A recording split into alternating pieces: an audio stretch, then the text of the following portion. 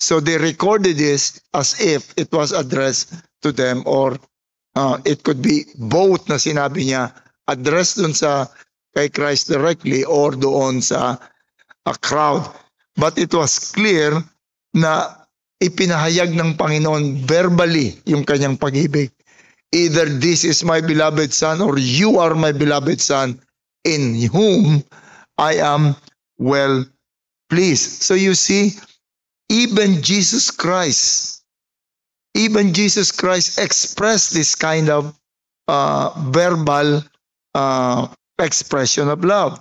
In John 15:9, ang sabi niya sa kanyang mga alagad, just as the Father loved me, I have also loved you. I have also loved you. Abide in my love.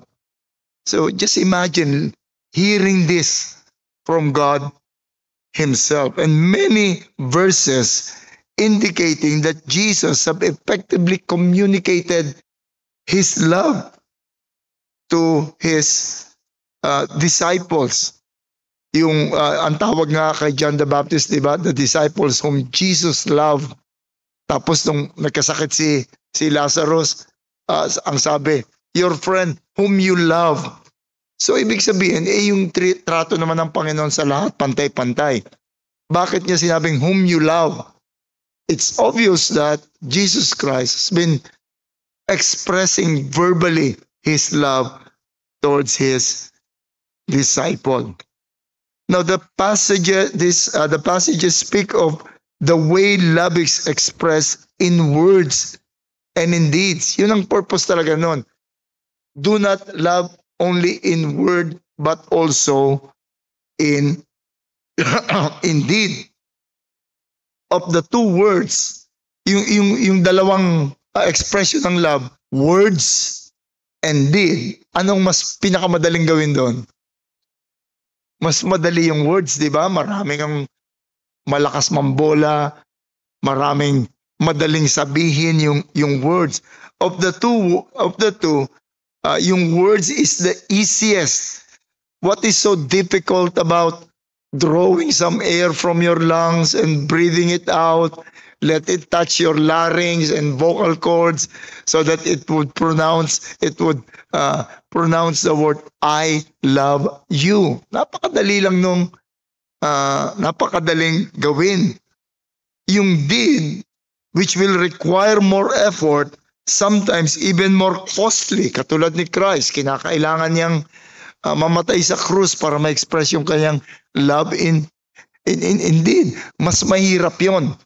Yung word madali, yung love, yung deed mas mahirap.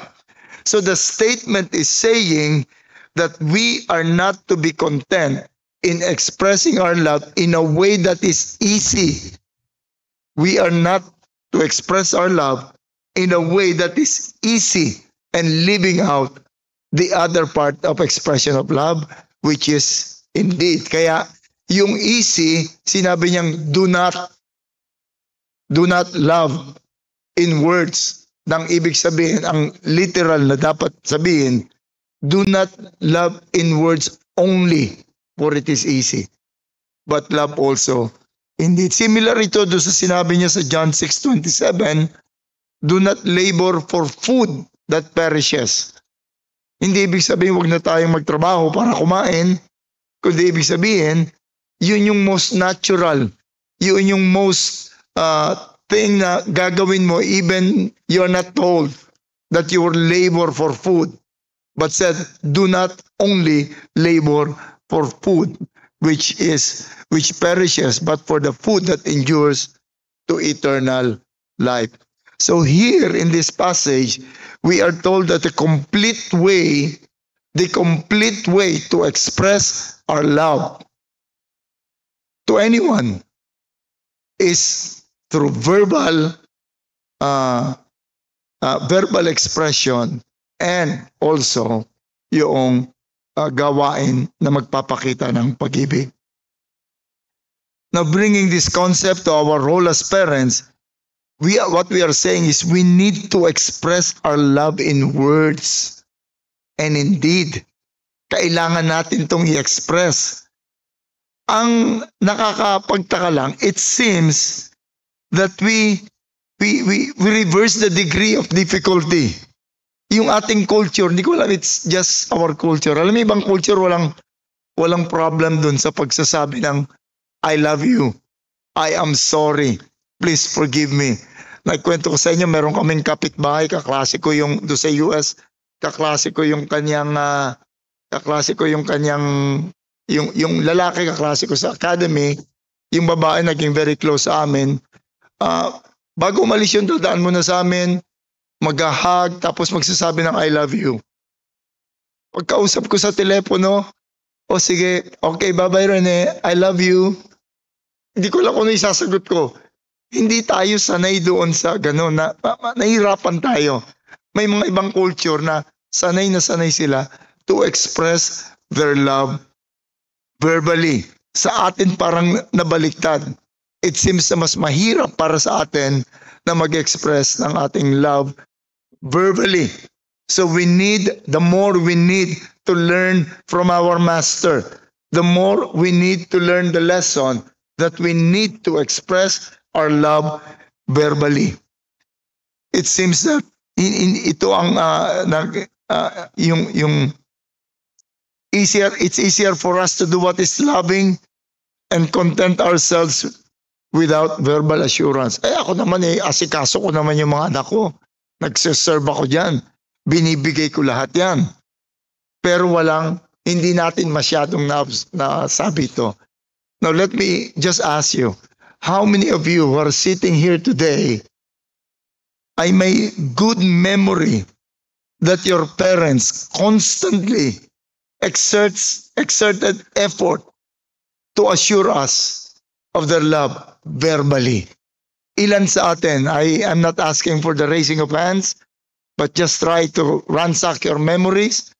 Ilan sa atin yung talagang constantly, but we never doubt, hindi natin dinadoubt yung ating mga parents. I never doubt the love of my mother and my father sa amin.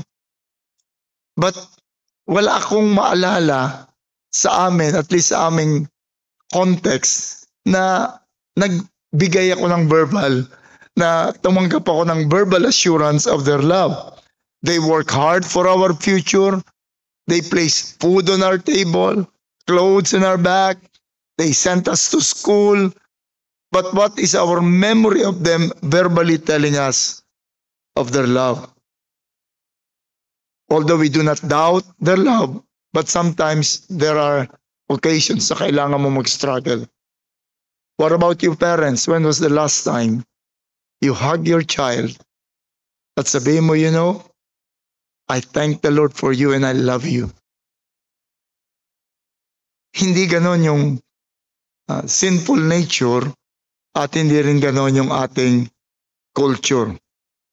But the strongest argument of the need of verbal expression of love to a child is seen in the perfect model of a father, in God Himself. Note what the Father did to His Son in His baptism. Yung binasa natin kanina. Sinabi ng Ama, you are my beloved Son. In you, I am well pleased. Now you may ask, why the need of the Father telling Jesus Christ of His love? Why was there a need? He knew of the Father's love from eternity. There is no doubt about that. Alam ni Christ, he knows everything. Alam niya yung perfect, untarnished love of the Father for Him. Bakit kailangan nasabihin pa verbally? That is exactly the point. If Jesus Christ, who is God Himself, eternally with the Father, who can understand the love of the Father still saw the need for Him to verbally express His love to His incarnate Son. That's a teaching. That's an example. Kung si Christ, kailangan niyang marinig yon verbally, lalo na tayo. Tayong mga mortal beings, tayong may mga leaky mind, darkened heart. Kulang tayo sa grasp of reality. Mas kailangan natin ito. Yung nagkaroon ako ng gathering just recently kasama yung mga ilang may asawa. Alam nyo, pag ganun, nauwi lagi sa question na Q&A lagi nauwi. In that Q&A, naitanong yung romance in marriage. At isa sa mga nasabi ko, yung expression of love to the wife. Do not just assume that your wife knows that you love her. You need to verbally assure the wife.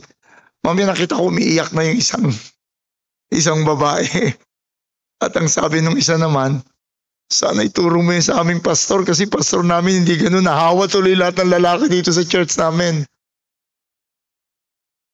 There is really a need na ibigay natin at ipahayag natin yung ating pag-ibig verbally.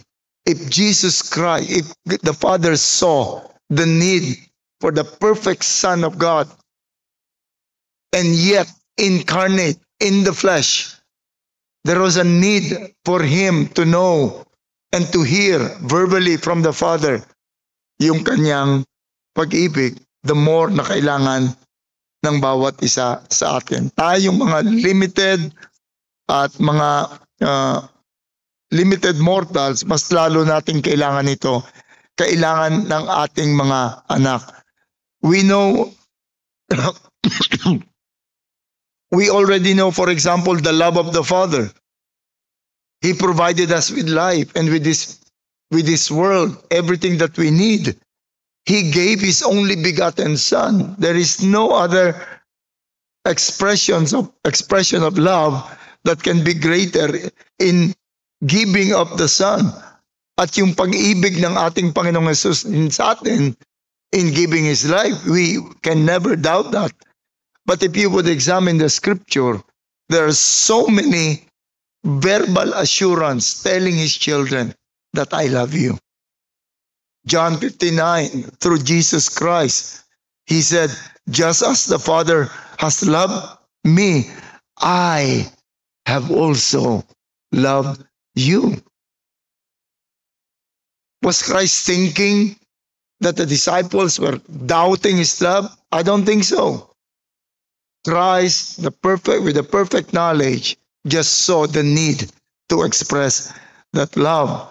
In John 13:34, a new commandment I give to you, that you love one another just as I have loved you.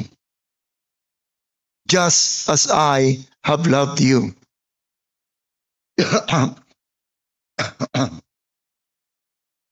In Revelation 3:9, we read, behold, I will make those of the synagogue of Satan who say that they are Jews and are not. This is a symbolic description of the church under its enemies and what the Lord will do. And they are not Jews and are not, I'm sorry. I will make those of the synagogue of Satan who say that they are Jews and are not, but lie. Behold, I will make them come and bow down before you, before your feet, and they will learn that I have loved you. You have enemies pretending to be Christians. You have enemies pretending to be churches, but in reality, they are synagogue of Satan. Remember this. I will make them realize their error. And one of the realization that they would know is that I have loved you. Imagine mo yan, marinig mo from the Master Himself. The Master loved me. And the Father, even through the Holy Spirit, assures us of that love. He even, through the Holy Spirit, told us that nothing can separate us from the love of God. Those were the words of the Father, conveyed through the Spirit and through the writings of the apostles, that nothing can separate us from that love. That was the Father. That was Jesus Christ, verbally assuring His loved ones of His love. Now let us bring this doon sa concept ng family. What we are told here is that it should be we should exert effort to make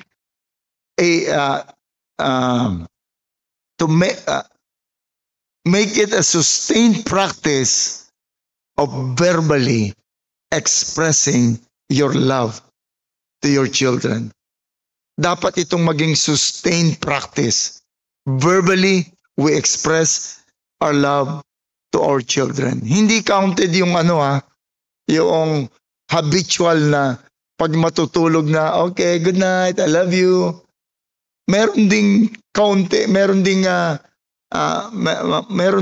effect yun, pero alam mo, pag repeatedly mo na ginagawa, nagiging masyado ng mechanical.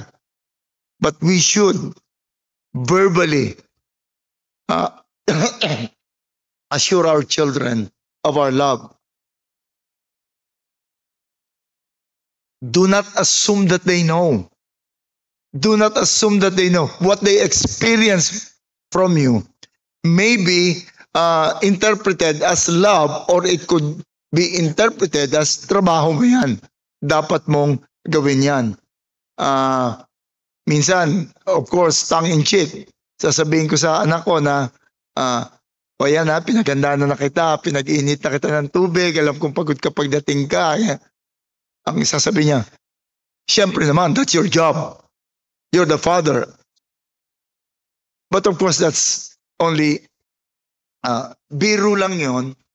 But at least they know that meron akong verbal expression of love. Do not even rely yung sa mechanical na pagsasabi natin ng I love you. Parang ano rin yan God bless.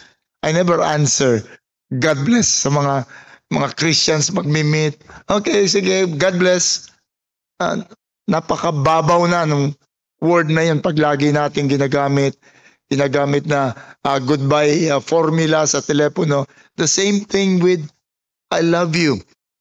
You say it. I'm not saying you stop assuring them in those manner, but we should have a sustained purpose, effort to assure them of that love verbally. But of course, let yung verbal love that you love them be backed by a conscious, purposeful, and sustained physical expression of love. Kapag ka puro I love you lang, without that sustained physical effort, you'll be a hypocrite in the eyes of your children. Now, how do we maintain and sustain a physical atmosphere of love? O yung how do we express physically yung ating pag-ibig? You don't have to pull them out of a burning building to prove to them that you love them. You don't have to donate your kidney to your children to prove to them that you love them. Yung simple, sustained, regular act lamang, mas malaking bagay ang magagawa nito. Halimbawa, spend time with them.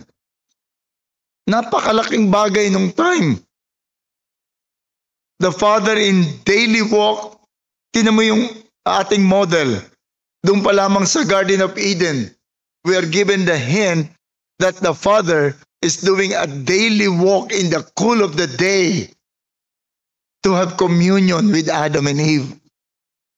Tinakbuhan lang nila noong nagkasala na sila. But it has been a practice of the Father to take a daily walk at kasama niya, maka-fellowship niya yung kanyang mga nilikha. Yung there is always a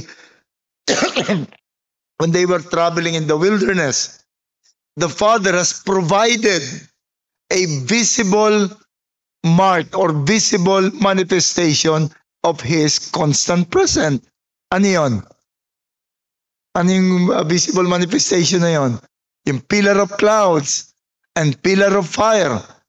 constantly telling them, you're not on your own. I am leading you. I am truly your leader. And then, pinalitan pa ito ng mas permanent. There was the tent of meeting na kapag nanggaling dun si Moses, ay paglabas niya, si-shine yung kanyang muka. Pagkatapos sila mag-usap, it would be covered with clouds. As if God is saying, see, I am always with you. I will never leave you. And then there was the tabernacle. At pag nakita mo yung arrangement ng tabernacle, yung tabernacle nasa gitna, and all the tribes would pitch their tent around the tabernacle at the center, with a message, I am with you. I will never leave you. And then more permanent ay yung temple. Even the incarnate, the Lord Jesus Christ, when He was promised to us, what was the name given? He shall be called Emmanuel. Emmanuel, with us, God. Jesus Christ, siya yung presence ng ating Panginoon. And we are promised that if 2 or 3 are gathered, I am in the midst. It has been the practice of our perfect model na ipakita sa atin yung kanyang sustained presence. To us His children, inutusan tayo to pray daily, to commune with Him daily. Anong katibayan natin na inutusan tayo ng daily communion with Him and daily prayer? May expression ba ang Panginoon sa atin that would tell us, I want to listen to you on a daily basis? The Lord's Prayer, give us this day our daily bread. Give us this day. He wants us to commune with Him daily. I'm just a prayer away from you.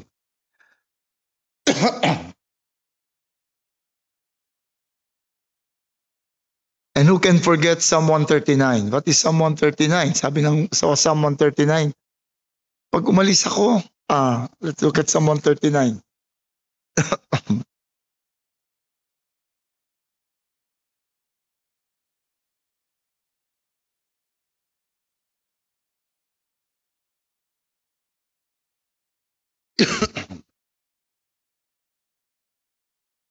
Sabi niya sa verse 7, where shall I go from you, from your spirit?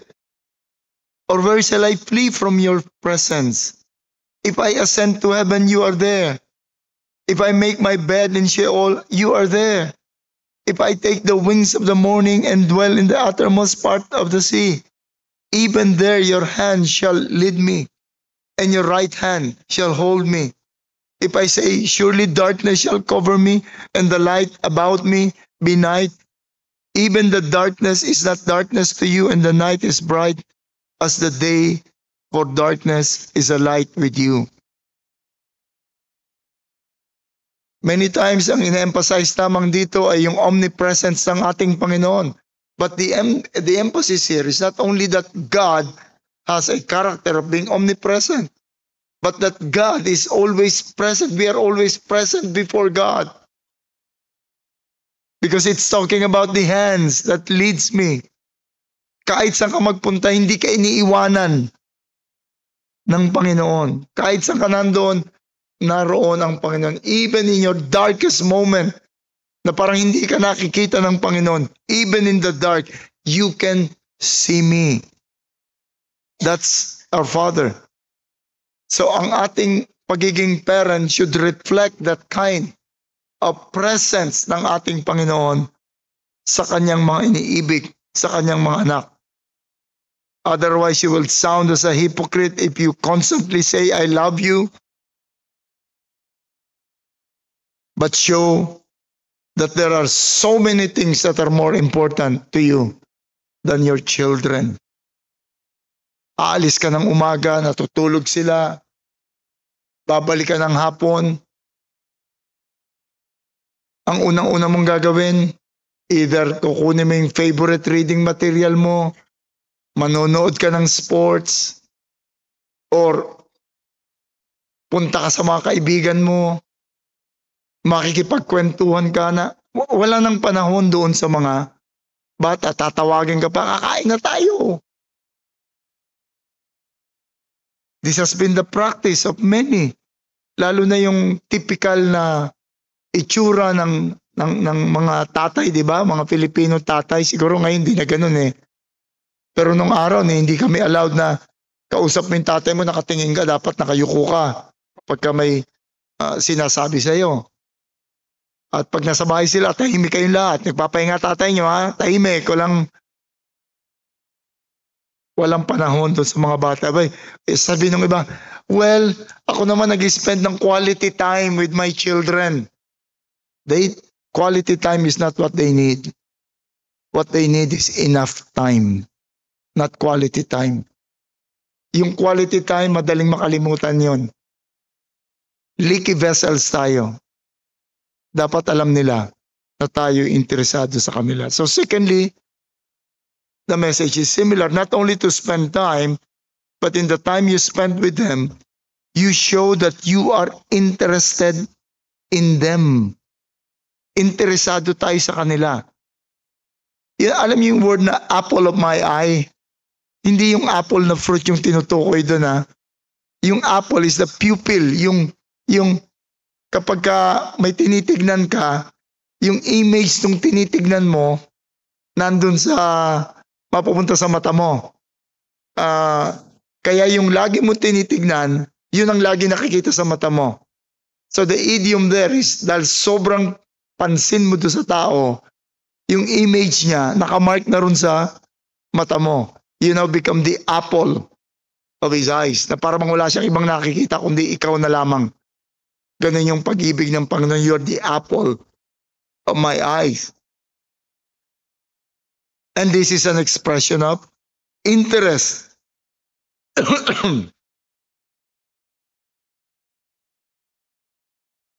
Itong interest na ito, expressed din ito sa Psalm 139. Sabi niya, O Lord, you have searched me and known me. Pag pinakinggan mo yung Psalm 139, as if I am the only person in the world that you are concerned about. I am the only person that you can see. Because tingnan nyo, you have searched me and known me. You know when I sit down and when I rise up. You discern my thoughts from afar. You search out my path and my lying down, and are acquainted with all my ways. Even before a word is on my tongue, behold, O Lord, you know it together. You hem me in, behind, and before, and lay your hand upon me. Such knowledge is too wonderful for me. So this is not merely the presence of God, but God showing, my child, I am interested in you. In another passage, God even was described as someone who is collecting your tears. Collecting your tears in His bottle. O dami ng luha nitong anak kong to, kaya punong-puno na yung garapon ko doon sa harapan ng Panginoon dahil iyakin ako mula pa na maliit ako eh. Of course, no one would believe that that is a literal collection of, ibig sabihin, I know your heartaches, I know your pain. Naintindihan kita. Nakikita ko from what I have collected that you need me. Now, how do you show to your children that you're interested in them? What are the things that we can do to express our interest in them?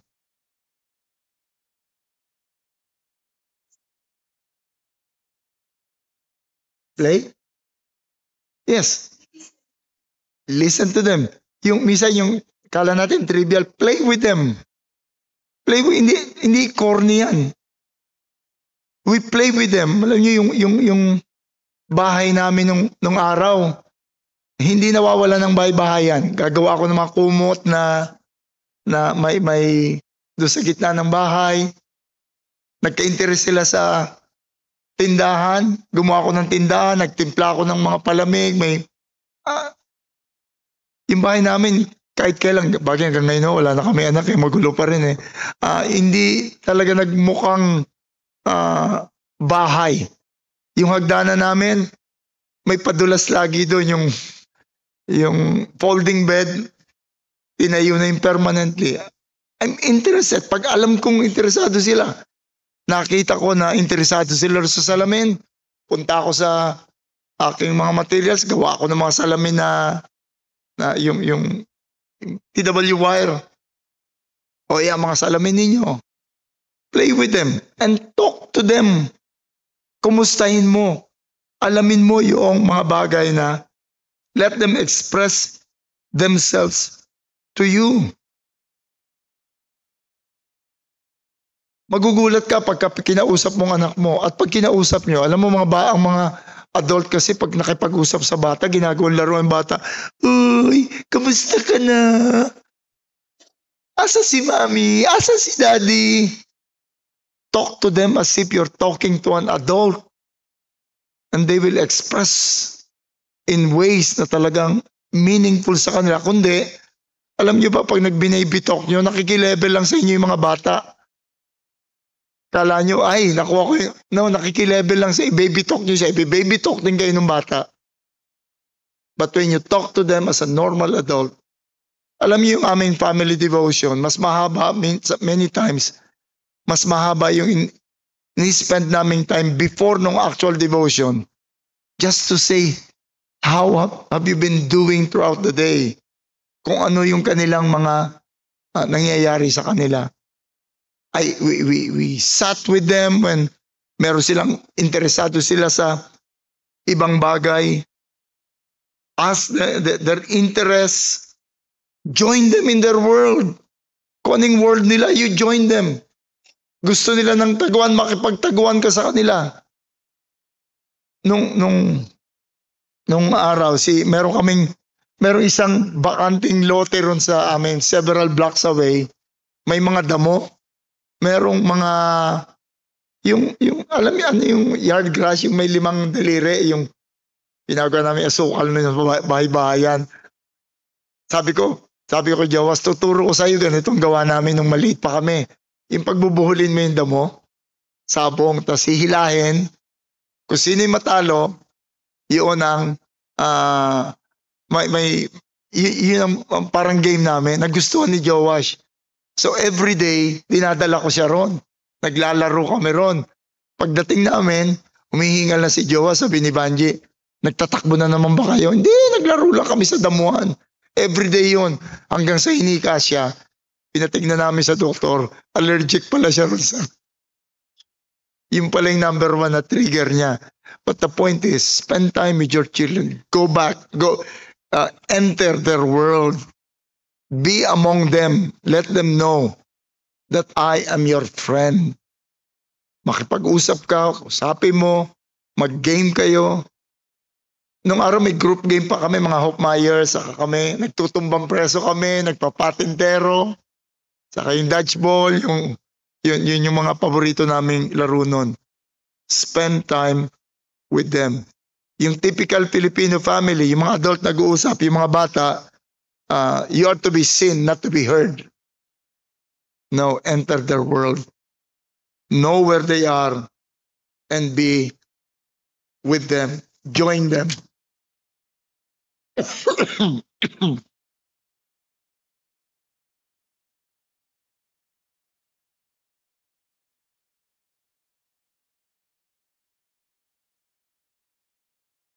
Ano pa pwede natin gawin to show our interest?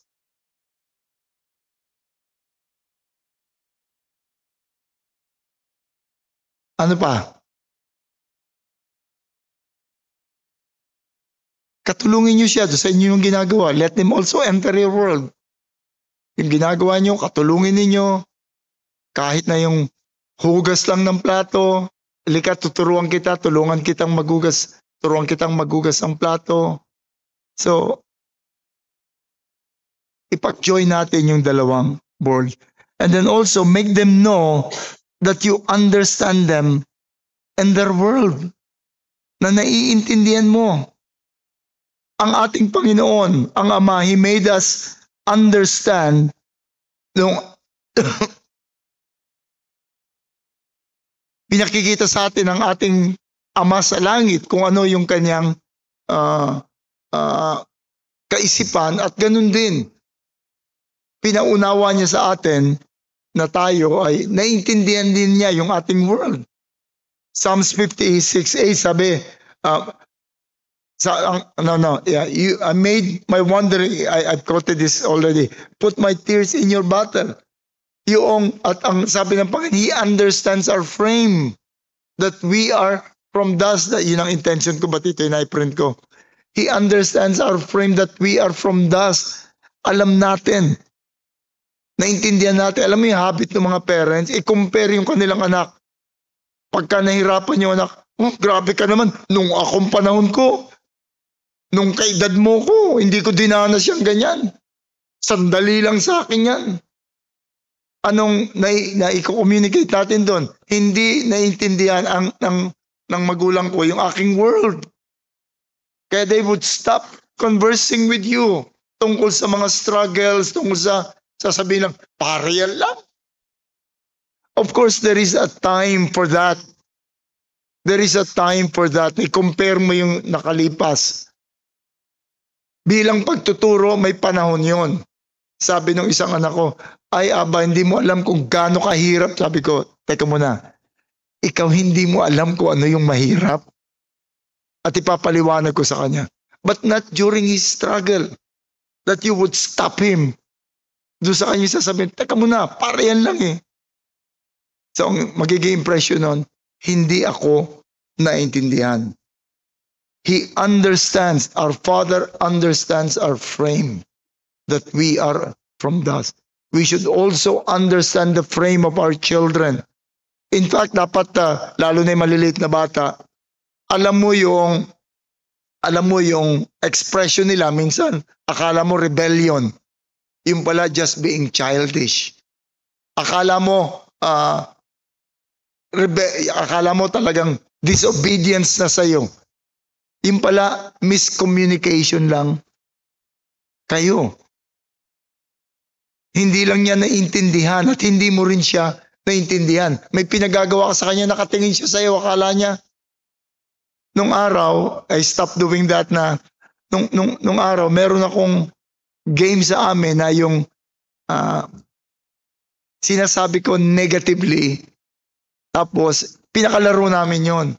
Sabi ko, halimbawa yung mga obvious naman, ito wag mo nga hawakan to ha, tapos pag kunwari hawakan niya, sabi ko sa'yo wag mo nga hawakan yan eh. Tapos one time, nagda-drive ako, ang alam ko si Ken yung nasa tabi ko eh. Sabi ko sa kanyang ganyan, wag kang kakain ito, meron kami pagkain doon na yung stick na dinidip sa chocolate. Wag mong kakainin yan muna ha, kasi alam ko marunong pa yung kamay niya. Tumingin siya sa akin, kumuha siya, dinutot siyang gano'n, tapos kinain niya. Sabi ko nang wag mong kakainin. Pinara ko yung sasakyan, pinalo ko siya, tapos saka ko na-realize, game nga pala namin yun. I asked for his forgiveness, na hindi ko alam na yun nga pala, so I stopped doing that game. That's a silly and stupid game. But sometimes hindi natin alam, ginagaya lang pala tayo ng ating mga anak. Sometimes hindi natin alam na hindi lang pala nila naintindihan, hindi lang natin sila naintindihan. So, make them know that you understand them and make some efforts that you understand them.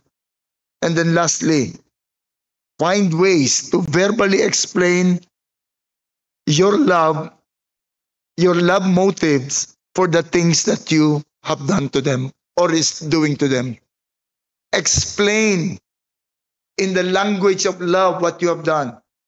Para natatanim sa kanilang isipan. How do you do that? Halimbawa, nagliligpit ang mag-ina ng kanilang damit. Alam mo ba anak kung bakit pinaglalaba ka namin at inaayos namin yung mga damit? Gusto namin na malinis kayo because we love you. Oh, ang sarap ng pagkain natin. Ang sarap na, mami, gusto ko itong ulam na niluto mo. Alam mo ba kung bakit yan ang pinili ko? Dahil yan ay gusto mo. and we love you. Kaya ito yung dapat na, ito yung binibigay namin sa inyo. Teka muna, may mga bata nga pala rito, no? Baka hanapin dito sa kanilang mga magulang yung. And many other things. And sometimes the Lord will just provide you with ways to explain to them your love. One time, sabi ng mga anak ko, isa lang pala. But bakit daw, kasi kami dalaw ni Banji, pinakalibangan namin pagka medyo nalulungkot na kami, dumalaw doon sa mga may pamilya na. Bibili lang ng konti pasalubong, dadalaw kami kila Happy, dadalaw kami kila jowa, sasabihin ng matitira sa amin sa bahay. Why do you still spend so much time and effort na napapagod ka, abag?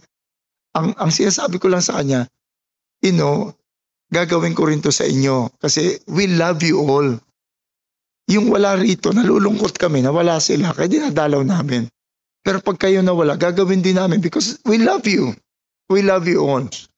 Just find time to interpret everything in the language of love, that all that you would do is because of love. Alam mo ang benefit nito, kapag when they're so used, una yung pagkawala yung verbal expression of love, kapag ka ang love lang na alam nyo ipadama ay yung pinapakain nyo sila, binibigyan nyo sila, yun yung favor sa kanila, and men are sinful, selfish. Pagka yun lang ang love, kapag ka tumigil yung mga bagay na yun na hindi nyo na kayang ibigay, they will interpret it as nagkukulang na sa pag-ibig.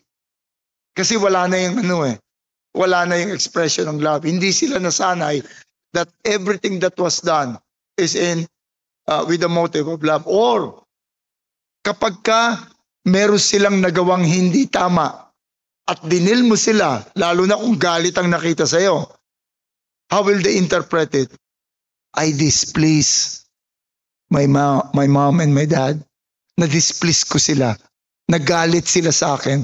Instead of saying that even this act of reprimanding us, of rebuking us, they're all acts of love. And they will try to understand. Pero pag wala yung ganong assurance, pag gumagawa ka lang na mabuti, love ako. Pag hindi mo na binigay yung gusto nila, kulang na sa pagmamahal. Kapag, na-excite na tuloy ako Kapag ka hindi na nakukuha yung gusto nila, nakakalimutan na nila lahat ng pag-ibig na ginawa mo sa kanila. And that is, ganun ang tao. Kahit gano'ng karami ang iyong bigay, gawin, pag nagkamali ka sa isa, burado lahat yun. Just like, lagi kong ginagamit si Thomas. Kilala siya as Doubting Thomas. Para bang yun lang ang tanging ginawa niya. To doubt. Ganun din tayo. If they are not bombarded and constantly assured verbally at everything interpreted as a loving act, madaling lilipas yun. At kapag ka yung ganun tao na kapag ka hindi nagustuhan yung decision ng kanilang magulang, nawala na yung love no kagad. Hindi lang nawala, kundi lahat yung iba is idadoubt na kung talagang pag-ibig yung ginawang yun. At pagdating ng taong, yung anak mong yon naging Christian, napunta sa isang church, yung pastor naman na magsasuffer. Habang maganda pagpabor sa kanya yung ginagawa at sinasabi ng pastor, oh, the pastor loved me. Oh, he's a good pastor. But once, hindi na niya gusto yung pinagagawa, hindi na. He would stand, he would rear on his hind leg and attack you. Yun ang karaniwang pinagmumulan ng trouble in the church. So let us begin in the home. Let us begin, busugin natin sa pag-ibig, hindi lamang sa gawa, kundi sa salita. And try to interpret everything, find ways to interpret everything. At yun ang ating makita. Ipakita na, ito ginagawa ko about love. Simpleng bagay lang minsan Maririnig ko lang yung mga anak ko na nangangarap sila ng isang uri ng ulam na dapat ganito. Pag uwi nila sa hapon, yun ang ipiprepare ko. Just to show them that I love them. O bakit ito niluto mo eh? Narinig kita, gusto mo yan eh. Di, ito, binigay ko sa iyo. So that is, yun yung natin ng pag-ibig, pagpapadama at pag-express natin ng pag-ibig. Okay, is there, meron bang ibang question? Napakadali naman itong matutunan. Just think of Jesus Christ and think of God kung paano yung kanyang pag-ibig sa atin. That's a perfect model of love na dapat din natin ibigay sa ating mga anak. Sabi natin, di ba tayo abusuhin? Darating tayo doon. Pag pinag-usapan na natin yung paluan, doon na natin makikita. Okay? Any question, any addition, any clarification from your own experience or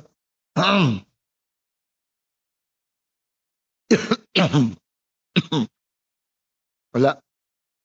Kala ko si Ethan nagtataas ng kamay. Okay, kung wala, manalangin tayo. Salamat po aming Panginoon that you have provided us with a perfect model of love from my Father. Lord, we pray that even in our sinfulness as parents, we'll be able to imitate that kind of love. And we pray, Lord, that this church would surely help one another, that that kind of love may be demonstrated by everyone, hindi lamang to our children but towards one another. Salamat po aming Panginoon. May you bless your word in our hearts. In Christ's name, amen.